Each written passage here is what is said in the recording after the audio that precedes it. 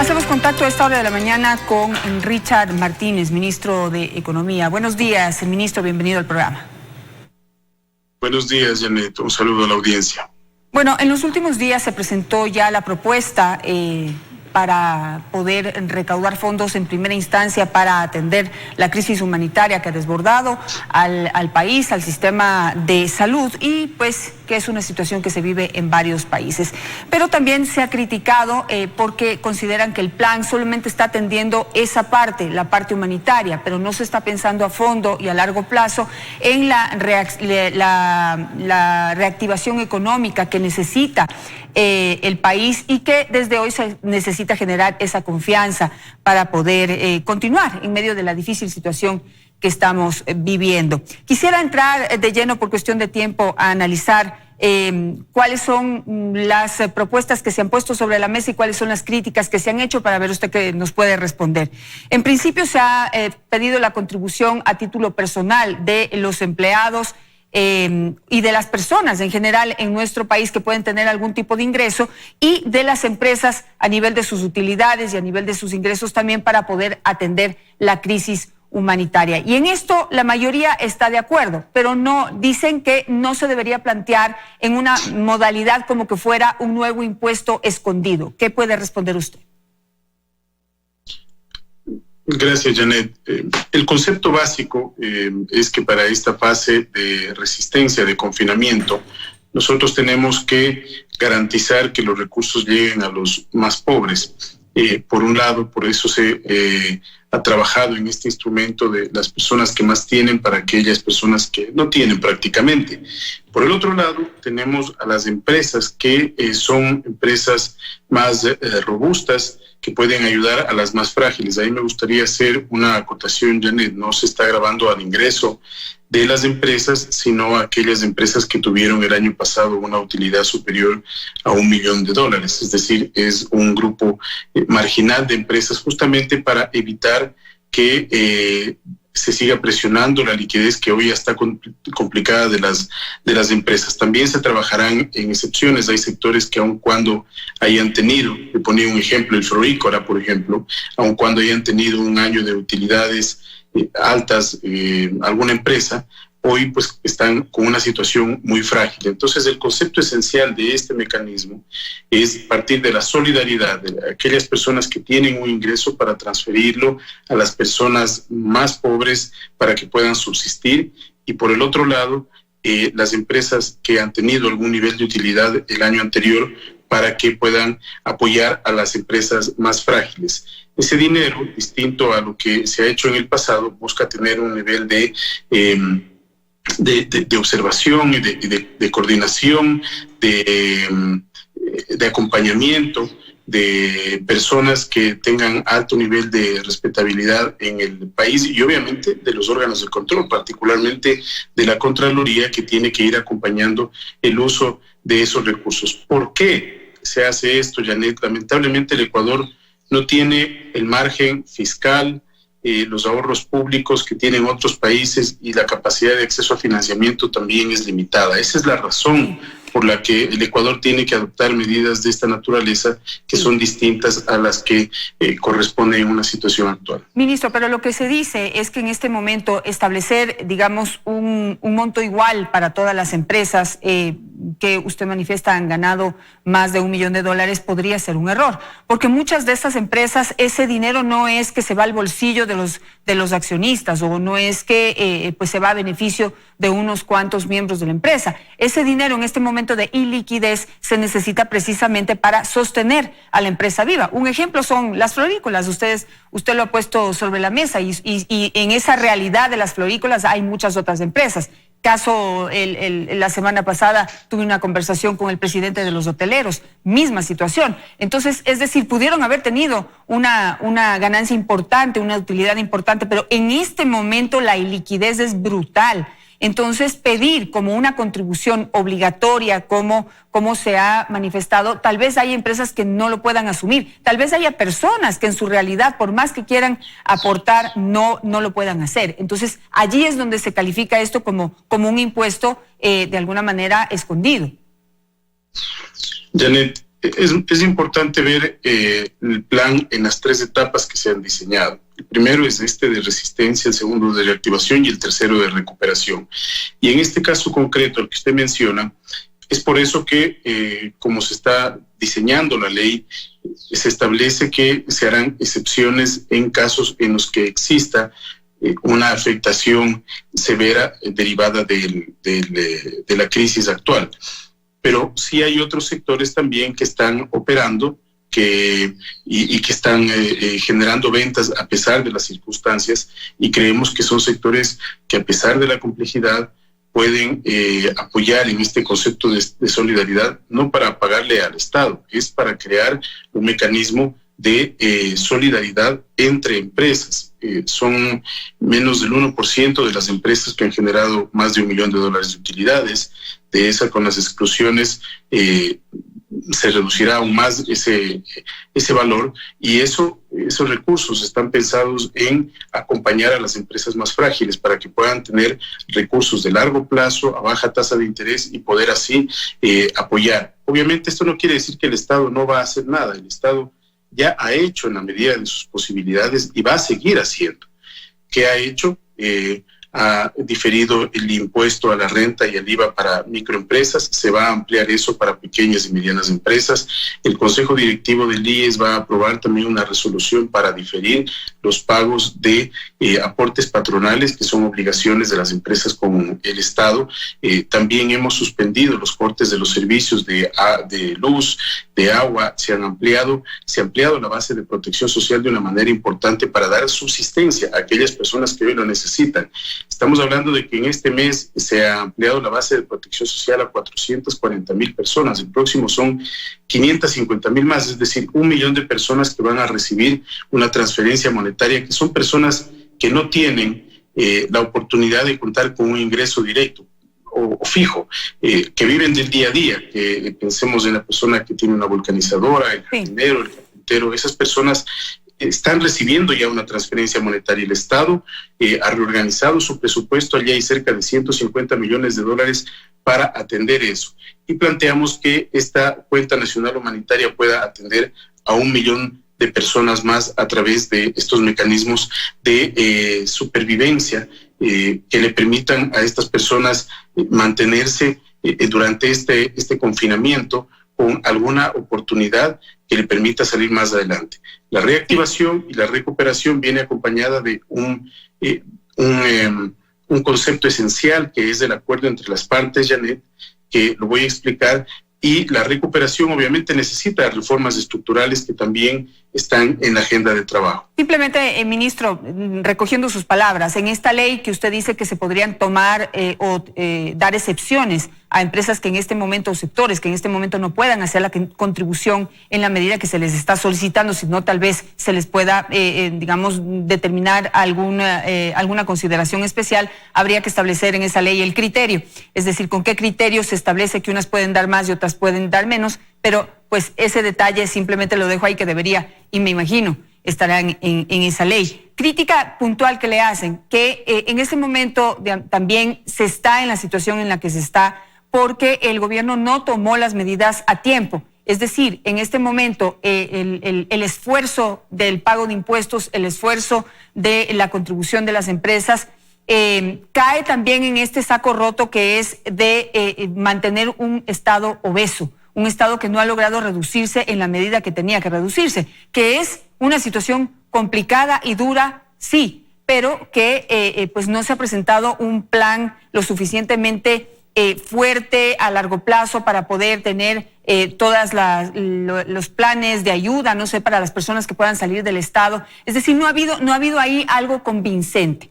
Y ahora, pues, la salida sigue siendo también la misma, ¿no? Pensando en la parte humanitaria, que yo la entiendo, pero también hay un Estado obeso que hay que seguir manteniendo. ¿Qué podría responder usted? Janet, yo creo que primero hay que ver lo que ha sucedido. En el último año, el año 2019, es el primer año dentro de toda la dolarización en el que se redujo la masa salarial. veníamos con una tendencia y una inercia muy fuerte de crecimiento de cerca de 300, 400 millones de dólares al año, y el año anterior logramos revertir esa tendencia. Es el primer periodo desde que estamos dolarizados en el que se reduce esa tendencia. Entonces, sí ha habido un plan, sí ha habido una ejecución de ese plan, y los resultados obviamente no se pueden conseguir tampoco de la noche a la mañana. Aún así, el presidente plantea que para esta época justamente haya varias decisiones que acompañen a la que hemos tomado. La primera es que dentro de la tabla va a estar diferenciado un aporte adicional del sector público, de tal manera que aquellas personas que ganan hasta $1,000 van a estar sujetas a la tabla, y las que ganan más de 1,000 van a aportar un 10%. El presidente también ya ha dispuesto una reducción del 50% del salario de los ministros y de las autoridades del gobierno. ¿Quiénes no van a estar sujetos a esto, Janet? Porque es importante también que tengamos la sensibilidad del caso para entender la estructura de la masa salarial del gobierno. Van a estar excluidos policías, fuerzas armadas, todo el aparato de seguridad en general, con la justicia, la fiscalía, y la salud y la educación.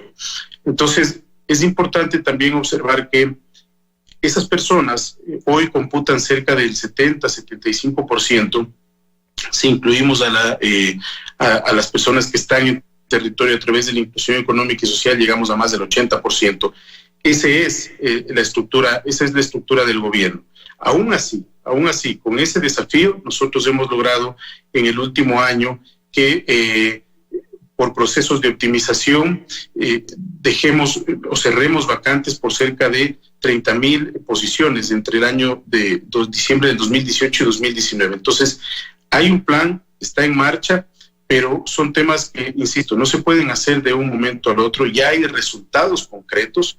El año pasado, el primer año que se redujo la masa salarial en dolarización, este año esperamos que también se haga lo mismo. Y en relación a las medidas estructurales, recuerde usted, Janet, que en el mes de octubre nosotros lidiamos con una situación compleja a nivel político derivada justamente de la búsqueda de una solución estructural y de largo plazo para la economía ecuatoriana.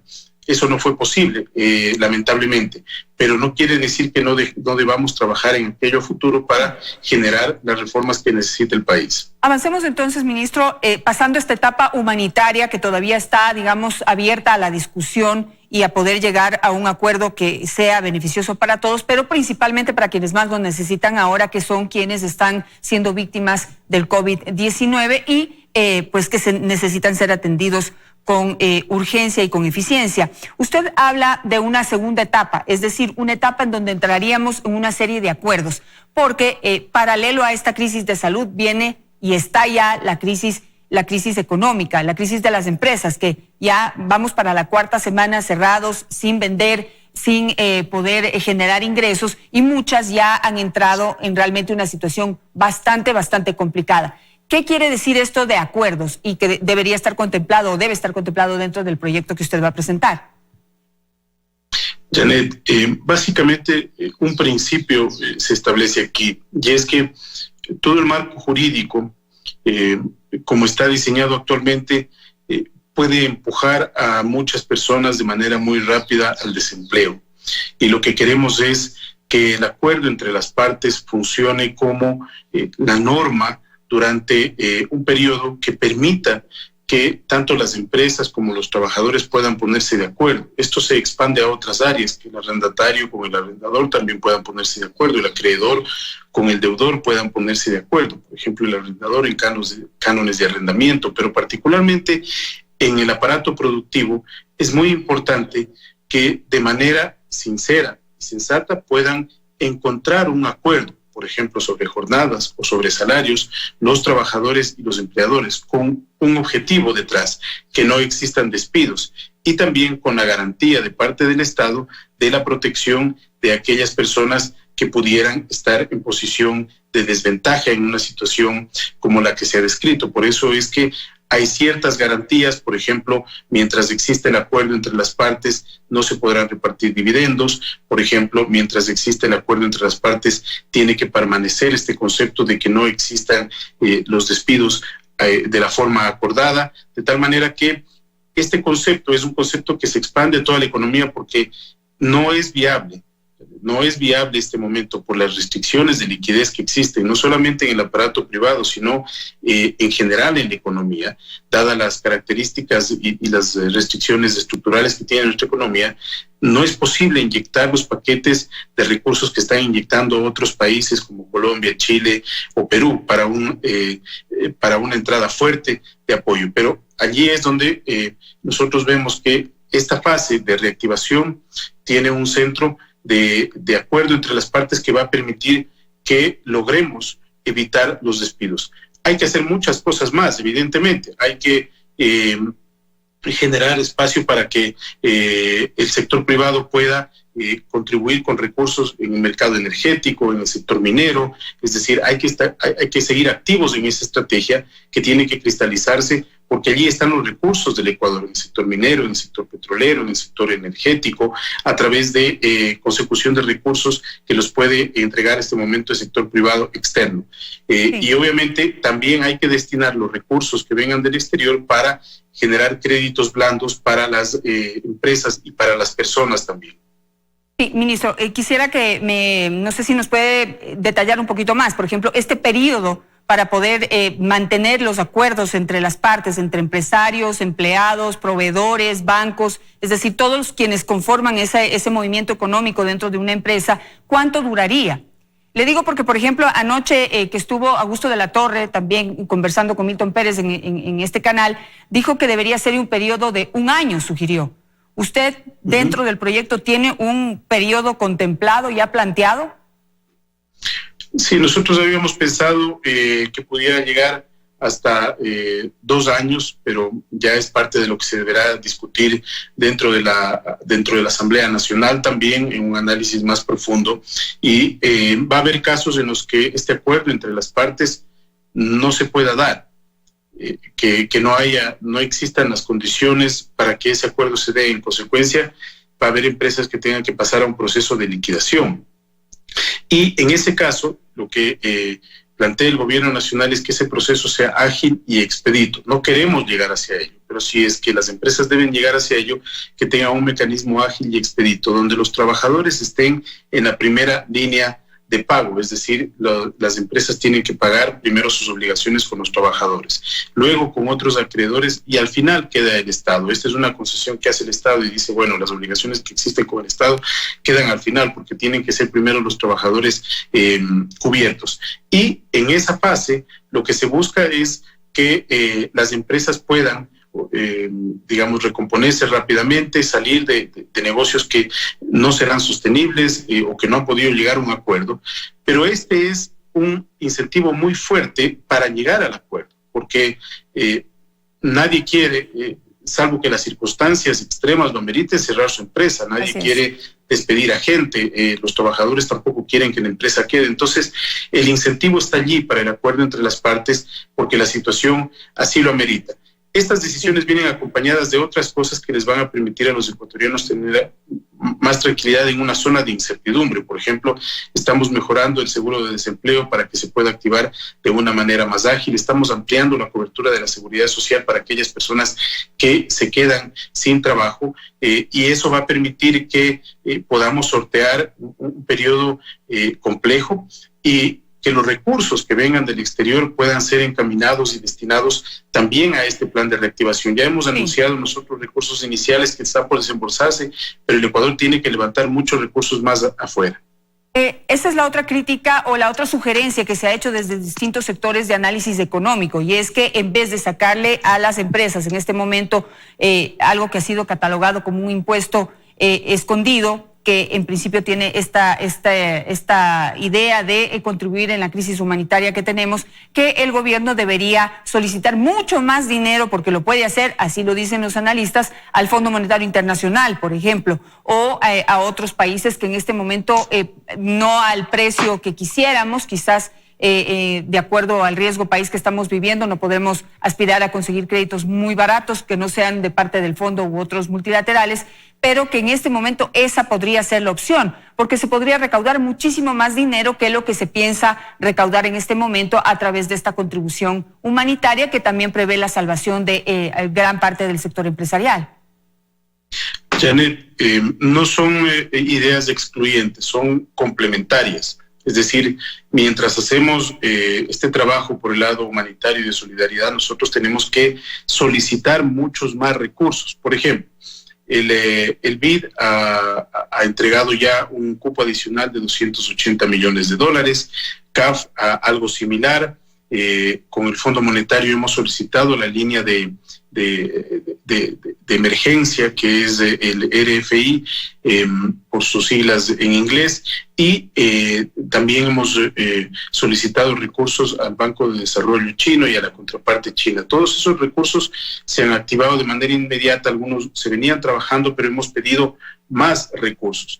Esto también tiene un importante antecedente, Janet, porque cuando uno ve los dineros que están solicitando, por ejemplo, Perú o Colombia, que son sumas de dinero cuantiosas, es muy importante situarnos en el hecho de que esas sumas de dinero están diseñadas en programas específicos, por ejemplo, del Fondo Monetario, para países que han tenido un comportamiento estructural de largo plazo y una disciplina fiscal muy fuerte, que es justamente el problema que ha tenido el Ecuador y que hemos venido tratando de resolver. No se pueden comparar en consecuencia las solicitudes que hacen los dos países. Eso no quiere decir que el Ecuador no deba solicitar más recursos. El Ecuador está trabajando en eso para que se amplíen los cupos y para que puedan llegar recursos rápidamente al país. Por ejemplo, con el Banco Mundial de 350 millones logramos ya que se suba a 150 millones el desembolso que viene en las próximas semanas. Con el Fondo Monetario Internacional también se ha logrado un incremento inicial del desembolso, pero estamos buscando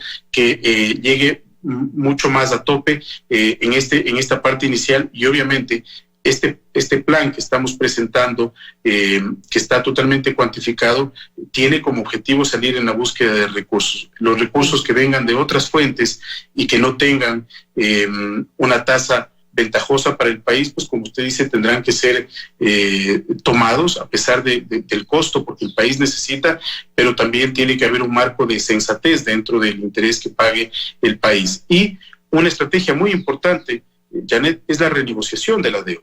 Este es un componente muy importante porque nos permite reducir el peso que nosotros tenemos de la deuda, de los recursos que van hacia afuera, y también liberar recursos para las personas más pobres. Ministro, en cuestión de deuda, usted ya habló de la renegociación, que era algo que le iba a preguntar, pero esto lo dijo también Augusto de la Torre. Dice, de aquí en adelante no se puede pagar la deuda de mercado.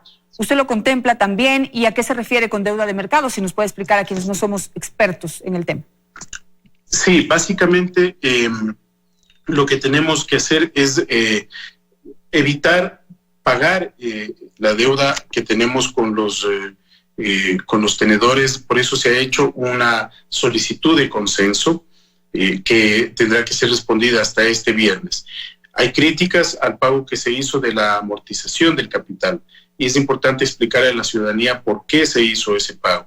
La estrategia del país es no caer en default. Yo veo que hoy hay voces críticas que dicen por qué pagaron, y que también pertenecen a la administración pasada, lo cual me llama la atención. En el año 2016 se pagaron $6,000 millones de deuda, y esta amortización que estamos pagando es justamente una deuda que no fue emitida por el gobierno. ¿Por qué hacemos esto nosotros?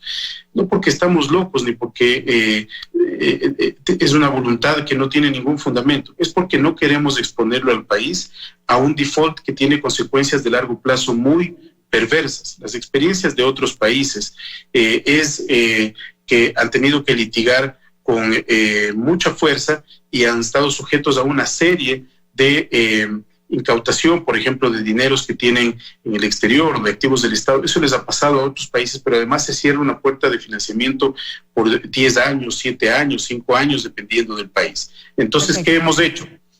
Pagar esos 346 millones para solicitar un ahorro de 811 millones que esperamos la respuesta, insisto, hasta este viernes, y aliviar el peso de la deuda. Y durante este periodo, hasta el 15 de agosto, que es esta solicitud de consentimiento, trabajar en un reperfilamiento integral de la deuda para que ese oxígeno de corto plazo que se da hasta agosto sea un oxígeno que dure al menos unos 2 años y que además tenga un perfil de vencimientos de largo plazo adicional para el Ecuador, pero que no le quite la capacidad de tener acceso a financiamiento. De hecho, estas operaciones que usted menciona, que se podrían hacer en tasas, aunque no sean las más favorables comparadas con los multilaterales, pero que hay acceso, se perderían estas opciones de financiamiento que pueden analizarse en estas circunstancias, Janet.